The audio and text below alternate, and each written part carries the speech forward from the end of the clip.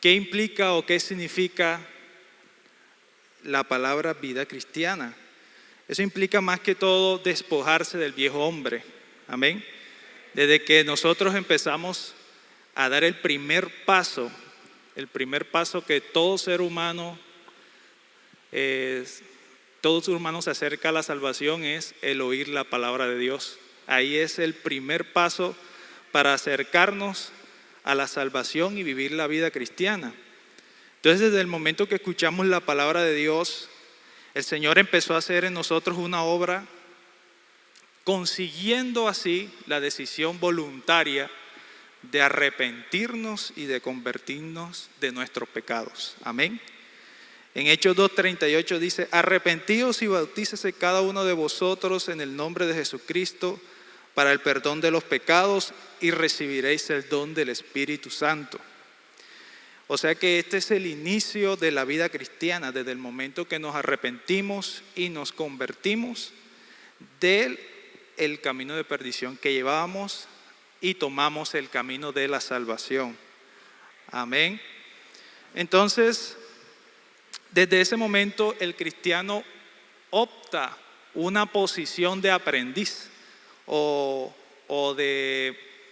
más que todo de ver cómo de aquellos hermanos que van muchos años más adelante caminando en la vida cristiana, uno intenta imitar aquellas costumbres, ¿sí? Costumbres cristianas que ayudan al cristiano a fortalecer la fe.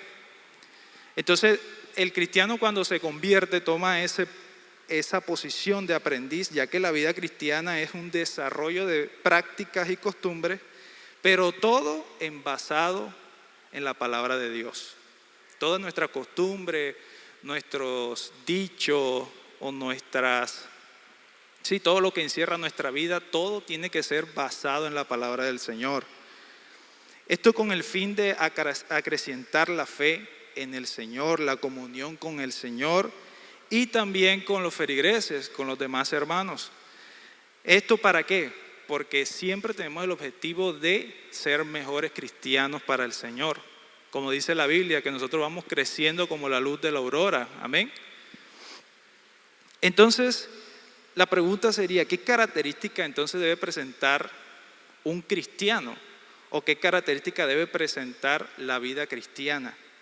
Esto con el fin, hermanos, de tomar nosotros pues conciencia, ya que todos sabemos que la vida cristiana tiene muchas etapas, muchas facetas, los cuales nosotros deberemos estar preocupados por estar creciendo y mejorando. Amén. ¿Cuántos están de acuerdo conmigo?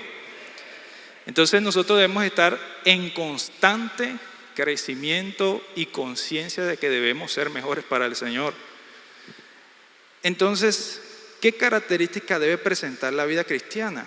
Entonces, aquí vamos a tomar unos puntos rápidamente para nosotros tener un margen y poder nosotros evaluarnos a nosotros mismos. Amén. En primer punto, en una de las características más importantes, la vida cristiana es una vida de orden. ¿Cuántos están de acuerdo? En Efesios capítulo 4, versículo 24 al 25 dice: renovaos en el espíritu de vuestra mente y vestíos del nuevo hombre. Esto es importante, tener ese concepto, el nuevo hombre. Renovaos en el espíritu de vuestra mente y vestíos del nuevo hombre, creados según Dios en la justicia y la santidad de la verdad. Entonces, este versículo hace alusión al nuevo nacimiento. Todo lo que experimentamos, lo que estamos caminando, este camino tan hermoso que es el Evangelio, experimentamos lo que es el nuevo nacimiento. Es decir, que vivir ordenadamente, según la Biblia, vivir ordenadamente es haberse despojado del viejo hombre y aprender a vivir como sabios y no como necios. Eso es vivir ordenadamente. Si usted quiere vivir la vida cristiana, la Biblia le ordena el primer paso. Hay que ser ordenados en nuestra vida. Ser ordenado en nuestra vida es dejar el viejo hombre y vivir como sabios y no como necios. Entonces ahí surge otra pregunta. Entonces, ¿cómo se vive como sabios según la Biblia? En el libro de Proverbios hay infinidades de versículos, de ejemplos, hermano, que usted ahí se puede dar gusto. Habla sobre los malapagas, habla sobre aquellas personas que son imprudentes, pero siempre hace la comparación del sabio y el necio. Entonces el libro del Proverbio es clarito, clarito para aquellas personas que no saben o de pronto no tienen una idea clara de cómo vivir sabiamente. Amén. En 2 de Tesalonicenses, capítulo 3, versículo 11 al 13, me llamó mucho la atención. Dice, porque oímos que algunos de entre nosotros andan desordenadamente, no trabajando en nada, sino entrometiéndose en lo ajeno. Oiga bien, porque oímos que algunos de entre vosotros andan desordenadamente, no trabajando en nada, sino entrometiéndose en lo ajeno. Entonces la Biblia también hace énfasis a que el orden del cristiano va ligado con la ocupación. Estar uno ocupado trabajando. Más adelante dice, a los que tales mandamos y exhortamos por nuestro Señor Jesucristo, que trabajando sosegadamente, o sea, el que esté desocupado, ocúpese, y coman de su propio pan. Amén. Entonces ya tenemos 2 puntos. 1, vivir como sabios, y 2, estar ocupados. Eso es vivir en orden en la vida cristiana. Amén. Otro punto de las características de la vida cristiana y son los propósitos en Dios. Este tema es muy hermoso y muy bonito y eso abarca tantas cosas que da un horizonte a lo que viene siendo el servicio al Señor del cristiano. Amén. Entonces, el propósito de Dios abarca los propósitos y meta que nosotros nos proponemos como cristianos a ser mejores para el Señor. Entonces usted se propone, por ejemplo, no, yo quiero proponerme a darle una mejor ofrenda al Señor, o quiero proponerme a hacer tantos días de oración, o quiero proponerme de pronto llegar todos los cultos temprano, ¿cierto? Son propósitos y metas que uno le crea una disciplina cristiana que es bueno y fortalece el espíritu. El Señor ve todo ese esfuerzo que uno hace como cristiano para ser mejor. Entonces, esos propósitos voluntarios encajan en los propósitos de Dios. Y también el otro aspecto que es muy importante, que son los propósitos de Dios que tiene para con nosotros. Entonces, para que esto funcione, el propósito de Dios en nuestra vida, se necesita una comunión íntima con Dios. Amén. Inclusive esta semana los predicadores estuvieron casi siempre aluciendo a este tema. Por ejemplo, anoche fue muy claro en el aspecto del propósito de Dios en nuestra vida, un punto clave de encontrar un horizonte en el servicio a Dios. Entonces, nosotros como cristianos, como vividores de la vida cristiana, debemos procurar encontrar esa meta, porque todo proyecto debe tener una meta y una visión. Entonces, por eso es que el Señor recalca, hay que tener propósitos en Dios y saber cuál es el propósito de Dios que tiene para con mi vida. Amén. ¿Cuántos dicen gloria a Dios? Otro aspecto de la característica de la vida cristiana dice que la vida, la nueva vida que vivimos, la nueva vida genera una lucha entre la carne y el espíritu. Amén. Cuando nosotros empezamos a vivir la vida cristiana, enseguida empezamos a librar luchas. Amén. Luchas espirituales y aquí también una lucha entre dos dimensiones, que es la carne y nuestro espíritu. Para nosotros entender esto, Pablo lo dice clarito, tomándose él mismo como ejemplo. En Romanos capítulo 7, versículo 19 dice: porque no hago el bien que quiero, sino el mal que no quiero, eso hago.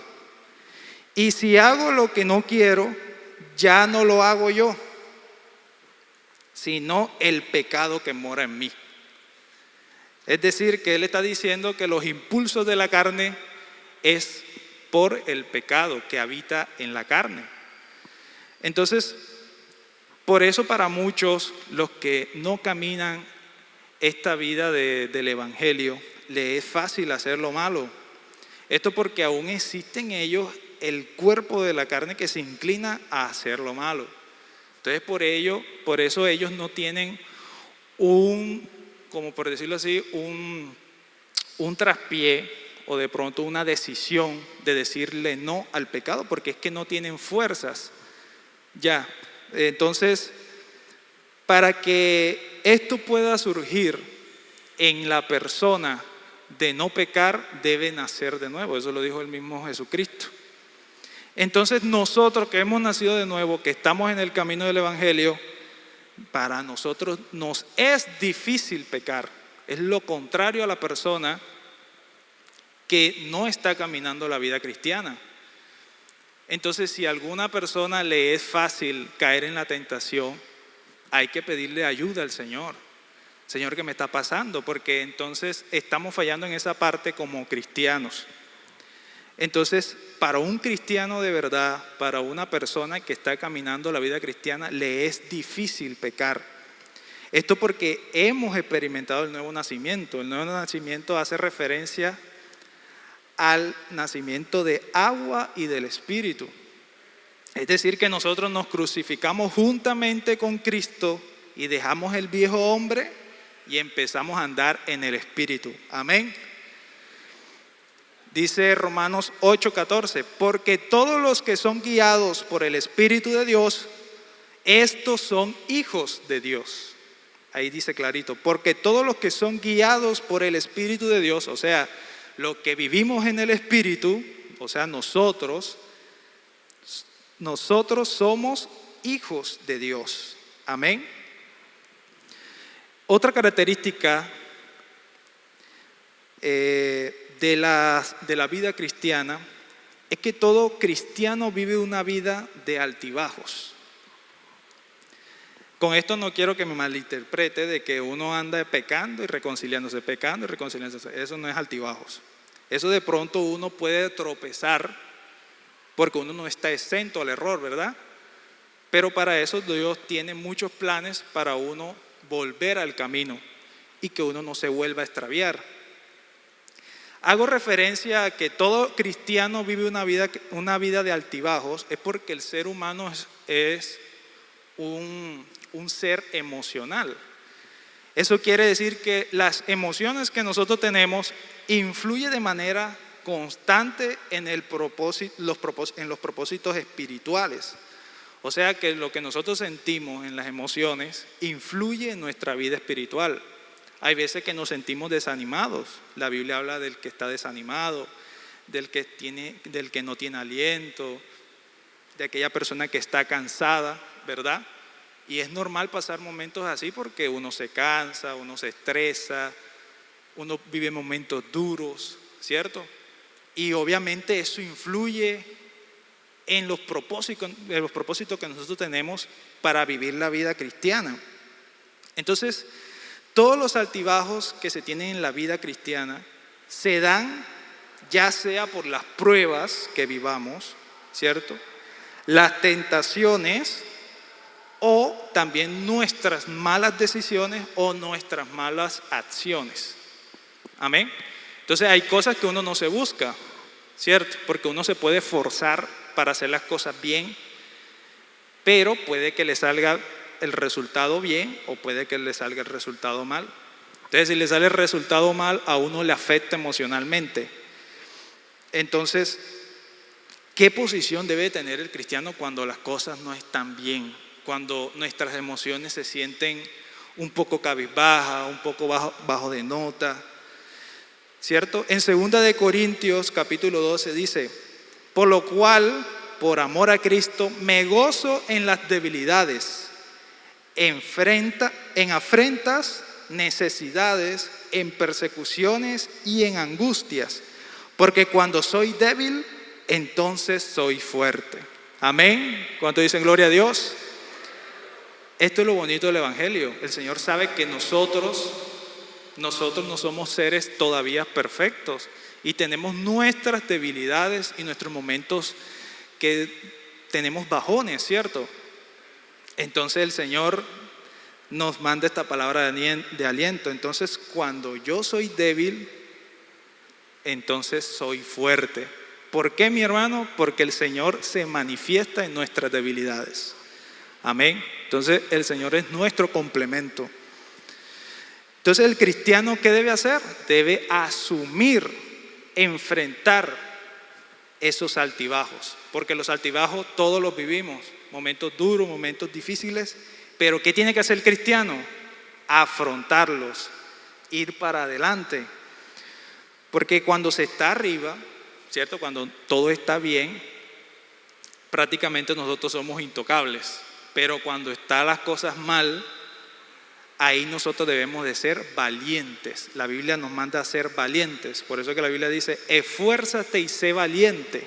Amén. El Señor sabe: en el mundo tendréis aflicciones, pero confiad, yo he vencido al mundo. Amén. Bueno, ya estamos llegando al final, mis hermanos. Uno de los últimos puntos que también me parece algo muy bonito, y dice que la vida cristiana va en constante crecimiento, alcanzando la madurez espiritual. Amén. Entonces, para ponernos en contexto, nosotros hablamos al principio de que la vida cristiana tiene un principio, ¿cierto? Cuando nosotros oímos la palabra del Señor, decidimos arrepentirnos, convertirnos y lo que viene más adelante, ¿cierto? Entonces, cuando hay un principio y hay un nuevo nacimiento, nosotros somos como bebés. La Biblia nos compara como bebés. Por eso es que la Biblia habla de que nosotros debemos buscar la leche no adulterada. Pero también la Biblia habla, que es algo que debemos tener presente, es de la madurez espiritual. Nosotros no nos podemos estancar y ser siempre bebés. Nosotros debemos crecer en la vida cristiana.